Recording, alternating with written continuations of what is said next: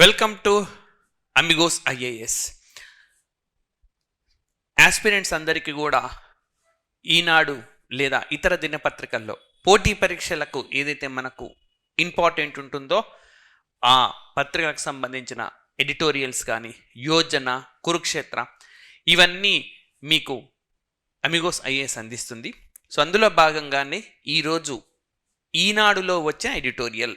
So ఇది మనకు 24th July నాడు పబ్లిష్ అయింది. సో మీకు ఒరిజినల్ ఎడిటోరియల్ ఒరిజినల్ అక్కడ మీరు చదువుకోవచ్చు.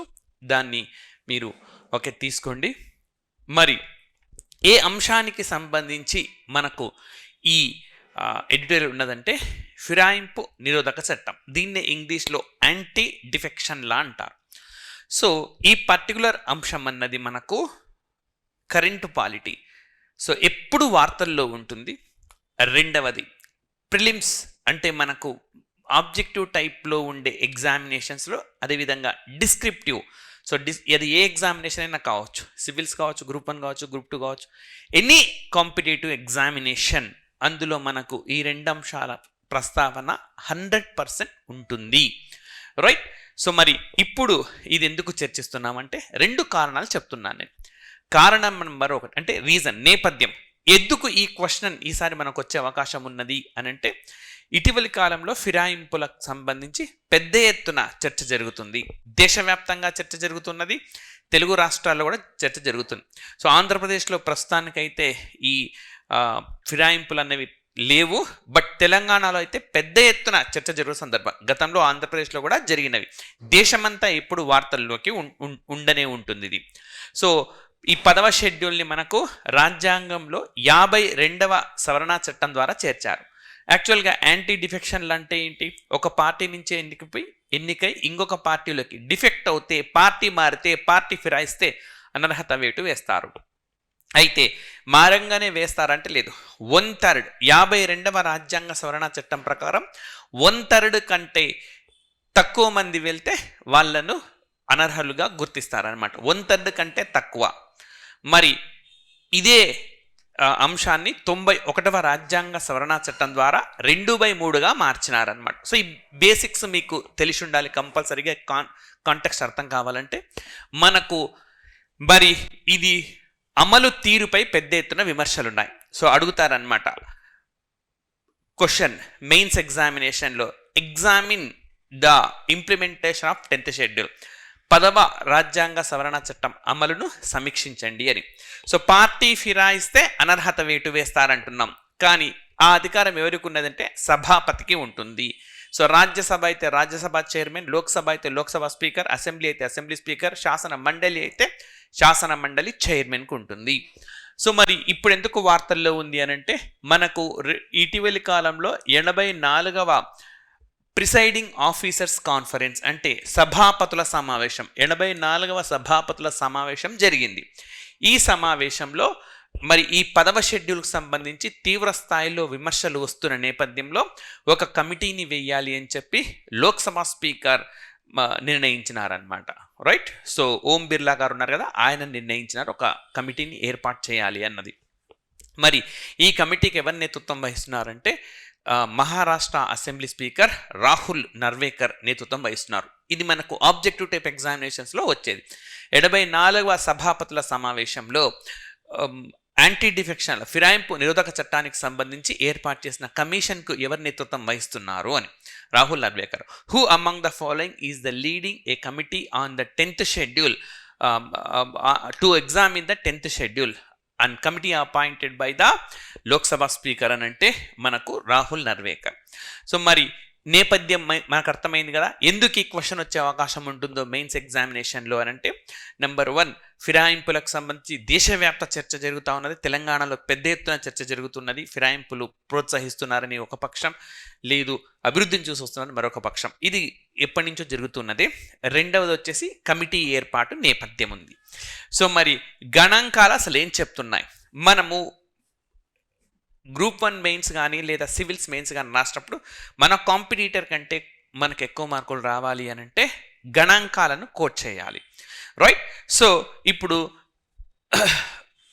యాంటీ డిఫెక్షన్ లా లేదా ఫిరాయింపు నిరోధక చట్టం అమలు తీరును పరిశీలించండి అన్నప్పుడు ఒక మంచి ఇంట్రడక్షన్ మనకున్నది.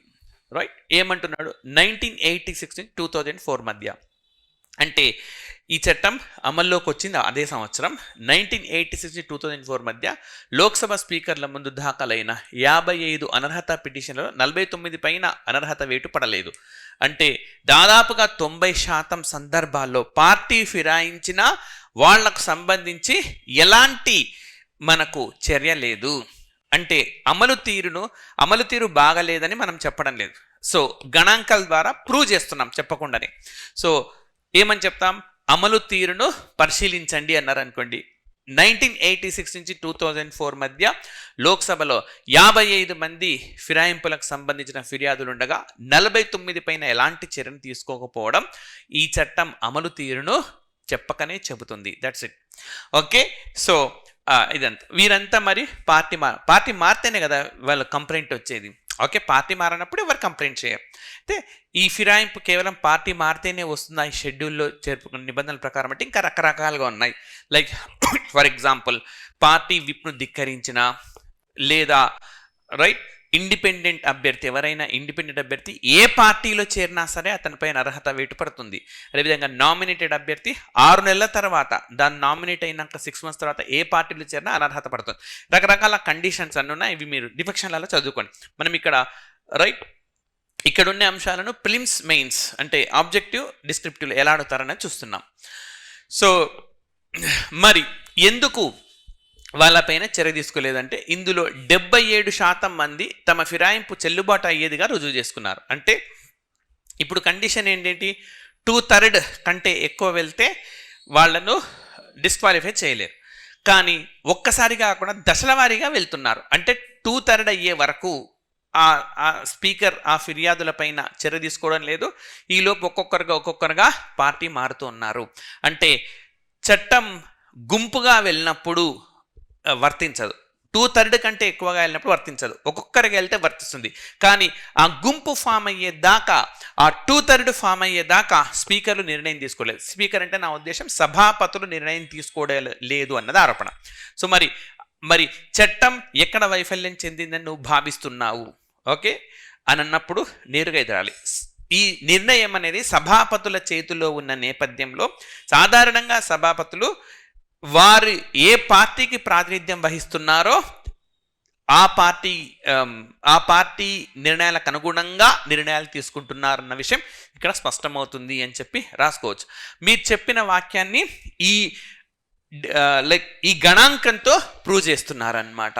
సో 1986 to 2004 మధ్య 55 మంది ఉంటే 49 మంది పైన 77% తమ ఫిరాయింపు సబబే సక్రమమే చట్టం ప్రకారమే జరిగింది అని చెప్పి వాళ్ళు ఆ చట్టబద్ధతను చూపిస్తూ ఉన్నారు. రైట్, ఉత్తరప్రదేశ్కు సంబంధించి 69 పిటిషన్లు దాఖలుగా కేవలం 2 పిటిషన్లలో మాత్రమే అనర్హత ఓకే జరిగింది. అంటే 67 సందర్భాల్లో అసలు జరగలేదు. అంటే లోక్సభలోనూ అదే తీరున్నది, రాష్ట్రాల శాసన వ్యవస్థల్లోనూ అదే తీరున్నది. సో మరి ఎందుకు యాక్చువల్గా మనకు యాంటీ డిఫెక్షన్ లా లేదా 10వ షెడ్యూల్లో ఉన్న ఇబ్బందులు ఏంటి? సో గుంపు ఫిరాయింపులకు అవకాశం ఇస్తున్నాయి. అంటే మోర్ దాన్ 2/3 వెళ్ళిపోతే సో నో ప్రాబ్లం. సో అంటే అట్లా వెళ్తే అయిపోయిన అనర్హత ఉండదు అని చెప్తుంది. ఒక పార్టీ సిద్ధాంతం మేరకు ఒక పార్టీ జెండాతో ఎన్నికైన వాళ్ళు మోర్ దాన్ 2/3 గాన వెళ్తే ఇబ్బంది ఉండదు. సభాపతుల వద్ద అనర్హత వేటుకు సంబంధించిన పిటిషన్లు చాలా కాలం పెండింగ్లో ఉంటున్నాయి. సో ఇదే ఓకే అసలు సమస్యగా చెప్పుకోవచ్చు మనము. రైట్, సో మరి 10వ షెడ్యూల్లో ఇప్పుడున్న ఇంతకాలం అమలవుతున్నది కదా, అమలవుతున్నాక మనకు వచ్చిన ఇబ్బందులు ఇవి నోటీస్ చేయగలిగినాం. మరి ఈ ఇబ్బందులు రావడానికి కారణం ఈ మినహాయింపులను ఆసరాగా చేసుకున్నారన్నమాట. సో చాలా ఇంపార్టెంట్. ఈ చట్టంలో 2 మినహాయింపులు ఉన్నాయి. ఇప్పుడు ఒక మినహాయింపు లేదు. సో కాబట్టి మొత్తం ఆశాంతం వినండి. పార్టీలో చీలికలకు సంబంధించింది 1, 2 పార్టీలో విలీనానికి సంబంధించింది 1. అంటే ఒక పార్టీ ఉంది, 90 మంది ఉన్నారు, కొంతమంది చీలిపోయినారు, కానీ ఎక్కడ చేరట్లేదు, వాళ్ళు చీలిపోయినారు. రైట్, అదొకటి. రెండోది వచ్చేసి పార్టీల విలీనానికి సంబంధించి మొత్తం చీలిపోయిన వాళ్ళు ఇంకొక దాంట్లో చేరిపోవడం అన్నమాట. శాసనసభ పక్షం విలీనం అయిపోయింది అని మీరు తరచూ చూసే ఉంటారు. సో మనకు 2014 తర్వాత సో తెలుగుదేశం పార్టీ శాసనసభా పక్షం బీఆర్ఎస్లో కలిసిపోయింది. రైట్. ప్రజారాజ్యం పార్టీ పూర్తిగా కాంగ్రెస్లో విలీనమైపోయింది. పార్టీ ఉనికే లేదు. సో తెలుగుదేశం అన్న ఉనికిని కాపాడుకున్నది. అదేవిధంగా కాంగ్రెస్ శాసనసభా పక్షం బీఆర్ఎస్లో విలీనమైంది. సో ఇట్లా మనం చూడొచ్చు. పార్టీలో లేదు చీలికైపోయి సపరేట్గా ఉంటున్నారు. Like for example Eknath Shinde చీలికా వర్గం. సో పార్టీల విలీనానికి సంబంధించి మరొకటి అన్నమాట. సో 2 అంశాలు ఉన్నాయి. సో ఇక్కడ మనకు ఒకటి చూడండి, ఉద్దేశం ఎంత బాగుంటుంది చూడండి. పార్టీలు చట్టసభ సభ్యుల మధ్య సైద్ధాంతిక విభేదాలు తలెత్తినప్పుడు ఫిరాయింపులు వంటి మినహాయింపులను వినియోగించుకోవచ్చని పార్లమెంటరీ చర్చలు చెప్తున్నాయి. మంచిదే కదా. లైక్ ఇప్పుడు పార్టీ ఒకటి అనుకుంటుంది, సభ్యులు ఒకటి అనుకుంటున్నారు. అప్పుడు సభ్యులు సిద్ధాంతపరంగా పార్టీని విభేదిస్తారు. అప్పుడు ఏం చేస్తారు? చీలిపోతారు, పక్కన ఉంటారు. సో మేము పార్టీ జెండాతోనే ఎన్నికైనాం, పార్టీ నియమావళి ప్రకారమే పనిచేసినాం, బట్ పార్టీకి ఈ ఒక ఇష్యూ బేస్డ్ కన్సర్న్స్ ఉన్నాయి కాబట్టి మేము చీలికగా ఉంటున్నాం అంటే నైతికత ప్రదర్శించినారనమాట ఈ సందర్భంలో. ఇది మంచిదే. లైక్ ఫిరాయింపులు వంటి మినహాయింపులను వినియోగించుకోవచ్చు. సో మరి ఉద్దేశం మంచిదే కదా, ఉద్దేశం మంచిదే. అయితే ఈ మినహాయింపులను చాలామంది తమకు అనుకూలంగా వినియోగించుకుంటున్నారు. రైట్. సో పార్టీని ఉద్దేశపూర్వకంగా చీల్చడము, వేరొక పార్టీకి మద్దతు ఇవ్వడము, ఆ విధంగా అంటే చట్టంలో ఉండే అంశాన్నే తమకు అనుకూలంగా రీడైరెక్ట్ చేసుకున్నారు. సో ఈ విధంగా పదే ఫిరాయింపులకు పాల్పడుతూ ప్రజాస్వామ్యబద్ధంగా ఎన్నికైన ప్రభుత్వాలను పడగొట్టేందుకు ఉపయోగిస్తుండడంతో 2003లో చీలికా మినహాయింపును తొలగించినారు. 2003లో 91వ రాజ్యాంగ సవరణ చట్టం తీసుకొచ్చారు. మీకు నేను ఆల్రెడీ చెప్పినాను, 52వ రాజ్యాంగ సవరణం 91, ఈ 2 10వ షెడ్యూల్కు సంబంధించినవి. 52వ రాజ్యాంగ సవరణ చట్టంలో ఏం చెప్పారు? 1/3 కంటే ఎక్కువ వెళ్తే అనర్హత. 91వ రాజ్యాంగ సవరణ దగ్గరికి వచ్చేసరికి 1/3 కాస్త 2/3గా మార్చారు. సో డబల్ అయిందనమాట. 2/3 కంటే ఎక్కువ మంది ఫిరాయిస్తే వాళ్ళపైన అనర్హత వేటు విధిస్తారు. రైట్. సో అదేవిధంగా ఈ 91 రాజ్యాంగ సవరణ చట్టం కూడా ఇది మరొకటి కూడా తీసుకొని వచ్చింది. ఏంటంటే క్యాబినెట్ సంఖ్య పైన పరిమితి. సో భారత రాజ్యాంగంలో క్యాబినెట్ సంఖ్య పైన పరిమితి ఈ చట్టంలోనే మనకు ఉన్నది. సో చూడండి, పదే ఫిరాయింపులకు పాల్పడుతూ ప్రజాస్వామ్యబద్ధంగా ఎన్నికైన ప్రభుత్వం పడగొట్టేందుకు ఉపయోగిస్తున్నారు. సో అందుకనే ఈ చీలిక అన్న అంశాన్ని తీసుకెళ్ళి పక్కన పెట్టేశారు. విలీనానికి సంబంధించి మినహాయింపు మాత్రం కొనసాగుతుంది. అంటే చీల్చడము విలీనం చేసుకోవడం, చీల్చడం విలీనం చేసుకోవడం.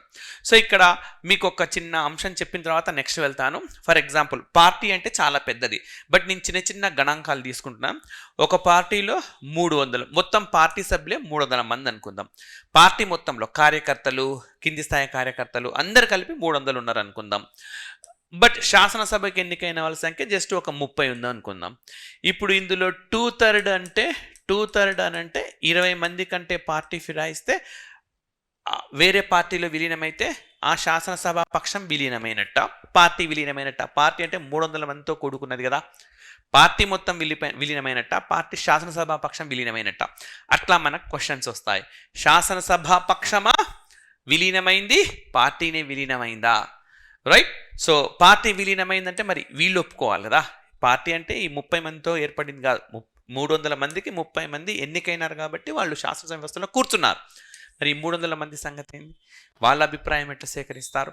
సో ఇవి మనకు ఎగ్జామినేషన్లో ఫోకస్ అంశాలు అన్నమాట. ముఖ్యంగా which of the following is true అంటే కింది వాళ్ళలో సరైనది ఏది అని చెప్పి మనకు అడుగుతారు. ఒక పార్టీ చీలి ఇంకొక దానిలో కలవడం అంటే పూర్తి పార్టీలో ఉన్న సభ్యుల్లో 2/3 వంతు, కేవలం శాసనసభలో 2/3 వంతు, అట్లా మనకు ఆప్షన్స్ ఇస్తాడు.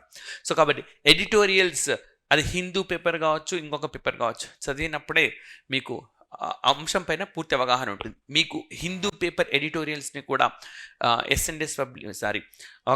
హిందూ పేపర్ ఎడిటోరియల్స్ కూడా మీకు అమిగోస్ ఐఏఎస్ అందిస్తుంది. అతి త్వరలో వీటిని కూడా స్టార్ట్ చేస్తున్నాం. సో విలీనానికి సంబంధించి మినహాయింపు మాత్రం కొనసాగుతుంది. ఓకే. సో నెక్స్ట్ వచ్చేసి మనకు ఒక నిర్దిష్ట శాసనసభ పక్షంలో 2/2 వంతుల మంది మరో శాసనసభ పక్షంలో విలీనమయ్యేందుకు అంగీకరిస్తే ఇది 2 రాజకీయ పార్టీల మధ్య విలీనంగా భావించవచ్చని హైకోర్టులు కూడా తీర్పు చెప్పినాయి. అంటే మనకు న్యాయబద్ధత కూడా దక్కింది. సో దీనిపై 2 రాజకీయ సో దీనిపై మనకు రెండు రాజకీయ పక్షాల మధ్య విలీనం అవసరం లేదు. రాజకీయ పార్టీల శాసనసభ పక్షాలు చట్టసభలో విలీనం అయితే సరిపోతుంది. రాజకీయ పక్షాల మధ్య విలీనం అవసరం లేదు అంటే ఇంతకుముందు చెప్పిన ఉదాహరణలో ఈ 300 మధ్య అవసరం లేదు. ఈ 30 మందిలో విలీనం అయితే సరిపోతుంది. 300 మందికి సంబంధమే లేదు. అంటే పార్టీలో ఉండే ప్రతి సభ్యుడికి సంబంధించి 2/3 వంతు కాదు, ఇందులోనే 2/3 వంతు అని చెప్తున్నారు. రైట్, అంటే ఓకే, పార్టీ మొత్తం అభిప్రాయం అక్కర్లేదు అని చెప్పి కోర్టులే తీర్పు చెప్పినాయి. రెండు రాజకీయ పక్షాల మధ్య విలీనం అవసరం లేదు, ఈ రెండు రాజకీయ పార్టీలు కలవాల్సిన అవసరం లేదు. శాసనసభ పక్షాలు సభలోపల విలీనం అయితే సరిపోతుంది, బయట సభ్యులతో అవసరం ఉండదు అని చెప్పి తీర్పు. మీకు ఉదాహరణ కూడా ఇస్తున్నాను ఇక్కడ, గోవా అన్నమాట. సో గోవాలో 2019లో శాసనసభలో మొత్తం 15 మంది కాంగ్రెస్ ఎమ్మెల్యేలు 10 మంది బీజేపీలో చేరారు. అంటే స్పష్టంగా 2/3 ఉన్నారు. 15లో 2/3 అంటే ఎంత మనకు? 15లో 2/3 అని అంటే 10 మంది. సో అది ఓకే, భాజపా కాంగ్రెస్ శాసనసభ పక్షాల మధ్య చెల్లుబాటు విలీనంగా నిలిచింది. ఆ 10 మంది అనర్హత నుంచి మినహాయింపును పొందారు. సో శాసనసభ పక్షం విలీనం అయిపోయింది. అంటే సభలో కాంగ్రెస్ శాసనసభ పక్షమే లేదు, విలీనం అయిపోయింది. రైట్, సో ఈ విధంగా పార్టీ బయట పార్టీ కాదు, బయట పార్టీలు యథావిధిగా కొనసాగుతాయి అన్నమాట. సో ఈ విధంగా నిర్ణయాన్ని బాంబే హైకోర్టు, గోవాలో ఉండే బాంబే హైకోర్టు బెంచ్ కూడా సమర్థించింది. రెండు శాసనసభ పక్షాల మధ్య విలీనాలను మాత్రమే నిరూపించాల్సిన అవసరం ఉండడంతో గుంపు ఫిరాయింపులకు ప్రక్రియ సులభమైంది. సో ఇప్పుడు మనకేం ఏం స్టేట్మెంట్ ఇది? ఈ 300 మందిలో 2/3 వంతు కలిసినప్పుడే ఈ ఫిరాయింపు ఈ ఏదైతే విలీనం ఉందో దాన్ని యాక్సెప్ట్ చేస్తాము అని మారిస్తే అప్పుడు అసలు విషయం బయటపడుతుంది. కానీ 30 మందినే మారిస్తే చాలు అని కోర్టు తీర్పులు ఉండడం, చట్టంలో ఉన్న నేపథ్యంలో ప్రక్రియ సులభమైంది. సో ఫర్ ఎగ్జాంపుల్, ఒక పార్టీ నుంచి 30 మంది ఎన్నికయ్యారు. సో ఒక 2/3 అంటే ఒకేసారి 20 మంది కంటే ఎక్కువ వెళ్తే వాళ్ళు అనర్హత వేయలేం. సో ఇప్పుడు వీళ్ళలో ముందు ఒక 2 వెళ్ళారనుకోండి, ఎంబడి అనర్హత వేయాలి, కానీ అనర్హలను చేయడం లేదు. సో సభాపతి వెయిట్ చేస్తారు, తర్వాత మళ్ళొక 2, తర్వాత మళ్ళొక 3, తర్వాత ఇట్లా ఈ విధంగా ఏదో ఒక రోజుకి 20 దాడుతుంది, అంతే కదా. అధికారంలోకి ఏదో ఒక రూపంలో మెల్లిమెల్లిగా వాళ్ళని ఆకర్షిస్తారు. ఆపరేషన్ ఆకర్షణ ఈ మధ్య స్టైల్గా పేరు కూడా పెట్టారు, ఆపరేషన్ ఆకర్ష్ అనుకుంటా. సో ఈ విధంగా ఆకర్ష్ పేరు మీదుగా మీకు ఓకే సభ్యులని తమ వైపు తిప్పుకుంటున్నారు. ఎప్పుడైతే 20 మంది దాడతారో అప్పుడు ఇంకా చట్టం పరిధిలోకి వాళ్ళు రారు, చట్టం వాళ్ళపైన అన్వయించలేము. సో అది జరుగుతూ ఉన్నది.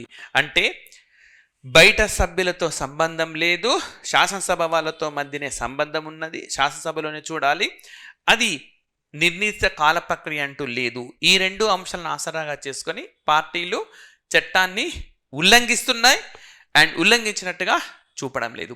సో రేపు పొద్దున ఫిరాయింపు నిరోధక చట్టంలో ఎలాంటి మార్పులను రావాలని మీరు కోరుకుంటున్నారు? ఫిరాయింపు నిరోధక చట్టంలో సవాళ్లను మీరు ప్రస్తావించండి. అంటే ఒకటి, మనకు సభాపతుల పాత్ర. సభాపతులు తమ ఏ పార్టీకి ప్రాతినిధ్యం వహిస్తున్నారో వారు తమ పార్టీ విధానాలకు అనుగుణంగానే పనిచేస్తున్నారు. సాధారణంగా సభాపతి అనేవారు ఎవరైతే అధికారంలో ఉంటారో ఆ పక్షం నుంచే కాదు. ఇప్పుడు ఓం బిర్లా లోక్సభ స్పీకర్ ఎగ్జాంపుల్ మాత్రమే చెప్తున్నాను, ఆయన బీజేపీ పార్టీ నామినేట్ చేసి బీజేపీ పార్టీకి చెందినవాడే, బీజేపీ ప్రజల విరుద్ధంగా పనిచేస్తాడా? రాష్ట్రంలో అంతే. తెలంగాణలో ఇప్పుడు కాంగ్రెస్ పార్టీకి చెందిన మనకు వికారాబాద్ ఎమ్మెల్యే ఉన్నారు, ఆయన పార్టీ ప్రజలకు విరుద్ధంగా పనిచేస్తారంటే చేయరు. ఆంధ్రప్రదేశ్లో అంతే, తెలుగుదేశం పార్టీకి చెందిన వ్యక్తి స్పీకర్గా ఉంటారు. ఇది ఇప్పుడే కాదు, గతంలో కూడా అంతే, ఏ పార్టీ ఉన్నా అంతే. గతంలో బీఆర్ఎస్ పార్టీ స్పీకర్ గారు ఉన్నారు పోచారం శ్రీనివాస్ రెడ్డి, ఇప్పుడు ఆయన కూడా కాంగ్రెస్లోకి వచ్చినారు. అంటే సభాపతిగా పనిచేసిన వ్యక్తి కూడా, సభాపతిగా పనిచేసిన ఆయన రైట్ పార్టీని ఫిరాయించినారు. సో ఆయన సభాపతిగా ఉన్నప్పుడు పార్టీ ఫిరాయింపులు అనేవి జరిగినాయి. సో ఆయన బీఆర్ఎస్ పార్టీకి ప్రాతినిధ్యం వహించారు. ఈ విధంగా మనం ఎగ్జాంపుల్స్ చెప్పుకుంటూ పోతే కోకొలలు. ఎవరి పేరు కానీ పార్టీల పేరు కానీ సాధ్యమైనంత వరకు అవాయిడ్ చేస్తూ మనం కాన్సెప్ట్ను రాయాలి. సవాల్ ఏంటి? సభాపతుల పాత్ర. 2, చట్టంలో ఎప్పుడు అనర్హత వేయాలని నిర్దిష్ట కాలపరిమితి లేకపోవడం. సో దీనికి ప్రత్యామ్నాయాలు సూచించండి అని అడుగుతారు. ప్రత్యామ్నాయాలు ఏముంటాయి? సభాపతి ఈ నిర్ణయం తీసుకున్న అధికారాన్ని సభాపతి నుంచి మినహాయించాలి. రెండోది సత్వర నిర్ణయం ఉండాలి. సో డెడ్ లైన్ అనేది ఒకటి ఉండాలి. ఈ శాసనసభ రద్దయ్యే టయానికి వరకు అంతమంది వస్తారులేండి అంటే ఇంక అంతవరకు చట్ట ఉల్లంఘనే జరుగుతున్నట్టు, చట్టాన్ని పూర్తి స్థాయిలో ఉల్లంఘించినట్టే ఉంటుంది. ఓకే, సో ఈ విధంగా మనం రాయాల్సి ఉంటుంది. సో అమలైన సందర్భాలు ఏమైనా ఉన్నాయా? సో మొత్తం అసలు చట్టం ఎప్పుడు అమలు కాలేదా? సో పాజిటివ్స్ కూడా ఉన్నాయి. ఇలా ఫిరాయింపు నిరోధక చట్టం స్వతంత్ర ఎంపీలు ఎమ్మెల్యేల విషయంలో కొంతమేర విజయం సాధించింది. సో ఫిరాయింపు నిరోధక చట్టం సమీక్షించండి అన్నప్పుడు మనం ఇప్పటిదాకా చెప్పుకున్నది సరిగ్గా పనిచేయడం లేదు, కొన్ని సందర్భాల్లో బాగా పనిచేస్తుంది. ముఖ్యంగా స్వతంత్ర ఎంపీలు ఎమ్మెల్యే విషయంలో. సో ఏమని చెప్పినా స్వతంత్ర ఎమ్మెల్యేలు ఎంపీలు ఎప్పుడు ఏ పార్టీలో చేరినా సరే వాళ్ళపైన అనర్హత వేటు పడుతుంది. చేరకూడదు. ఇండిపెండెంట్గా గెలిచావా ఇండిపెండెంట్గానే ఉండు, ఆ సభ రద్దయ్యే వరకు ఇండిపెండెంట్గానే కొనసాగాల్సి ఉంటుంది. రైట్. నామినేట్ అభ్యర్థివా 6 నెలల లోపు చేరవచ్చు, 6 నెలల తర్వాత ఎక్కడ పార్టీలో చేరకూడదు. రైట్. సో 1989-2011 మధ్య హర్యానా అసెంబ్లీలో దాఖలైన 39 పిటిషన్లలో 12 సందర్భాల్లో అనర్హత. రైట్. అదేవిధంగా 9 మంది స్వతంత్ర ఎమ్మెల్యేలు అనర్హతకు గురైనారు. సో ఎందుకంటే ఏ పార్టీలో చేరకూడదు, చేరినారు, అనర్హులుగా వీరు ఉన్నారు. సో 1988-2009 మధ్య మేఘాలయ శాసనసభలో 18 మంది అనర్హత పిటిషన్ దాఖలైతే 5 స్వతంత్ర ఎమ్మెల్యే రాజకీయ పార్టీలో చేరినందుకు వారిని అనర్హులుగా ప్రకటించినారు. అంటే సభాపతులే కొన్ని సందర్భాల్లో నిర్ణయాలు తీసుకున్నారు, సముచితమైన నిర్ణయాలు వాళ్ళు తీసుకున్నారు అన్నమాట. సో ఇప్పుడు మనకు డేటా ఉన్నది. సో మనకి ఎవరైతే సివిల్స్ మెయిన్స్ కానీ గ్రూప్ 1 మెయిన్స్ కానీ రాస్తున్నారో డేటా దొరికించుకోవడము రెండవ ముఖ్యమైన అంశం ఏంటంటే మీకంటూ ఒక అభిప్రాయాన్ని కంపల్సరీగా ఏర్పాటు చేసుకోవడం చాలా కీలకమైన అంశం అన్నమాట. మనకు ఎస్ఏస్ కానీ లేదా ఎకానమీ కావచ్చు, పాలిటీ కావచ్చు రాసే సందర్భంలో 2 రకాలుగా క్వశ్చన్స్ ఉంటాయి. ఒకటి మీ ఒపీనియన్ అవసరమైనది ఒక సందర్భం ఒపీనియన్, రెండవది నో నీడ్. ఓకే, ఎవరి ఒపీనియన్ ఒకేలా ఉంటుంది. ఫర్ ఎగ్జాంపుల్ భారతదేశంలో శాస్త్ర సాంకేతిక అభివృద్ధి ఏమన్నా ఒపీనియన్ అవసరమా? దాంట్లో ఏ విధంగా అభివృద్ధి చెందింది శాస్త్ర సాంకేతిక రంగం, అది మన జీవశాస్త్ర సాంకేతిక రంగం ఏ విధంగా అభివృద్ధి చెందింది, అంతరిక్షము, అణుశక్తి లేదా జీవశాస్త్రాలు ఏ విధంగా డెవలప్ అయినాయి చెప్పాలి మనం, అంతే. దానికి అభిప్రాయం అవసరం లేదు. కానీ కొన్ని ఒపీనియన్ బేస్డ్ ఉంటాయి. లైక్ ఫర్ ఎగ్జాంపుల్ ఫిరాయింపు నిరోధక చట్టంలో అమలు తీరుపైన భిన్నాభిప్రాయాలు ఉండవచ్చు. ఫర్ ఎగ్జాంపుల్ నా అభిప్రాయంలో పార్టీ మారంగానే అనర్హత వేటు విధించాలి, అనర్హులు ప్రకటించాలి, వెయిట్ చేయకూడదు. ఇంకొకరు ఏమనొచ్చు, లేదు అది ప్రజాస్వామికం కాదు, పార్టీ ఎలాంటి తప్పు నిర్ణయాలు తీసుకున్నా సమర్థించాలా, వ్యతిరేకించవచ్చు కదా, అది వ్యక్తిగతంగా భావ ప్రకటన స్వేచ్ఛకు భంగం కలుగుతుంది కదా అని చెప్పి అనేవాళ్ళు ఉంటారన్నమాట. సో ఇది ఒక్కొక్కరు ఒక అభిప్రాయంతో ఉంటారు. కాబట్టి మనం డిస్క్రిప్టివ్ ఎగ్జామినేషన్స్ ప్రిపేర్ అవుతున్న వాళ్ళు 100% మీరు ప్రతి అంశానికి సంబంధించి ఒపీనియన్కు రావాలి. రైట్. సో ఉగ్రవాదం అనేది లేకుండా చేయాలి ప్రపంచంలో. ఎవరు దీనికి సెకండ్ ఒపీనియన్ ఉండదు, కానీ ఎంచుకునే మార్గాలే వేరువేరుగా ఉంటాయి. ఫర్ ఎగ్జాంపుల్ ఏమంటారు, సైనిక వ్యవస్థను పటిష్టం చేయడం, ఎప్పటికప్పుడు దాడులను తిప్పికొట్టడం, ఇట్లా చెప్తారు. మరికొందరు సామాజిక ఆర్థిక అభివృద్ధి, ఒకవైపు ఇవి చేస్తూనే అక్కడితో ఆగకూడదు. ఎందుకు యువత ఉగ్రవాదం వైపు వెళుతున్నది, సామాజికంగా ఆర్థికపరమైన అభివృద్ధి లేకపోవడం. అంటే విద్య ఇతర వ్యవస్థల్లో మార్పులు తీసుకొచ్చి చదువుపైన వాళ్ళని దృష్టి సారించగలిగితే ఆటోమేటిక్గా అదెంతకదే బలహీనమవుతుంది. సో అది అంటే ఎంచుకున్న మార్గాలు వేరు కావచ్చు, బట్ ఉద్దేశం అక్కడ సెకండ్ ఒపీనియన్ ఉండదు. ఉగ్రవాదం లేకుండానే ఉండాలి అని ఎవరైనా కోరుకుంటారు. కాబట్టి స్పష్టంగా మీకంటూ ఒక ఒపీనియన్ ఫామ్ కావాలి. ఇలాంటి వాటిల్లో మనకు ఉపయోగపడతాయి అన్నమాట. డిస్క్రిప్టివ్ తరహా ఎగ్జామినేషన్స్ ప్రిపేర్ అవుతున్న సివిల్స్ అభ్యర్థులైనా గ్రూప్స్ అభ్యర్థులైనా మ్యాండేటరీగా ఇది పరిశీలించాల్సి ఉంటుంది. రైట్. సో ఈ విధంగా మీకు ఇప్పుడు గణాంకాలు ఉన్నాయి కాబట్టి మీకు స్పష్టమైన ఒపీనియన్ తీసుకోండి. సే ఫర్ ఎగ్జాంపుల్ ఈ అమలు తీరు బాగానే ఉంది అనుకున్నారనుకోండి, లాస్ట్ ఇచ్చిన గణాంకాలు ఉన్నాయి కదా, మనకు హర్యానా అసెంబ్లీలో అదేవిధంగా మేఘాలయ అసెంబ్లీలో స్వతంత్రులను అనర్హులకు గురి చేశారు. ఈ విధంగా చట్టం అమలు తీరు బాగానే ఉంది. మరి ఇతర సందర్భాల్లో అనర్హులుగా గుర్తించడం లేదు. ఒక్కసారిగా కాకపోయినా దశల వారీగా అయినా సరే, అంటే పార్టీ నియమావళి నిబంధనలకు వ్యతిరేకంగా వెళ్లకుండా ప్రాబబ్లీ వాళ్ళు పార్టీని మార్చాలి, పార్టీ అభిప్రాయం మార్చాలని ప్రయత్నించి విఫలమై తర్వాత వెళ్తూ ఉండవచ్చు. అలాంటి వారికి భావ ప్రకటన స్వేచ్ఛ, విధంగా సభలో వారికి ఉండే స్వేచ్ఛను గౌరవించాల్సి ఉంటుంది. ఆ విధంగా మీరు డెవలప్ చేసుకోవాలి. లేదు ఈ చట్టాన్ని వ్యతిరేకిస్తున్న అమలు తీరు బాగాలేదనుకుంటున్నారు, చట్టాన్ని వ్యతిరేకించకూడదు, చట్టం అమలు తీరును వ్యతిరేకించవచ్చు. చట్టం అయితే ఉన్నది ఇట్లా అనర్హులుగా ఇంతమంది వెళ్తే, కానీ ఇన్ని సందర్భాలలో వీళ్ళపైన అనర్హత వేటు పడలేదు, ఇలా మీరు రాసుకుంటూ డెవలప్ చేసుకోవాలన్నమాట. రైట్. సో ఇది ఈ రోజుకు సంబంధించిన ఎడిటోరియల్ అంశం. మరి ఇతర అంశాలతో మళ్ళీ కలుద్దాం. సో దయచేసి ఎవరైతే వీడియోని చూస్తున్నారో ఈ అమిగోస్ ఐఏఎస్ సంబంధించిన యూట్యూబ్ ఛానల్ లైక్ చేయండి, షేర్ చేయండి, సబ్స్క్రైబ్ చేసుకునే వారంటే సబ్స్క్రైబ్ చేసుకోండి. Thank you very much.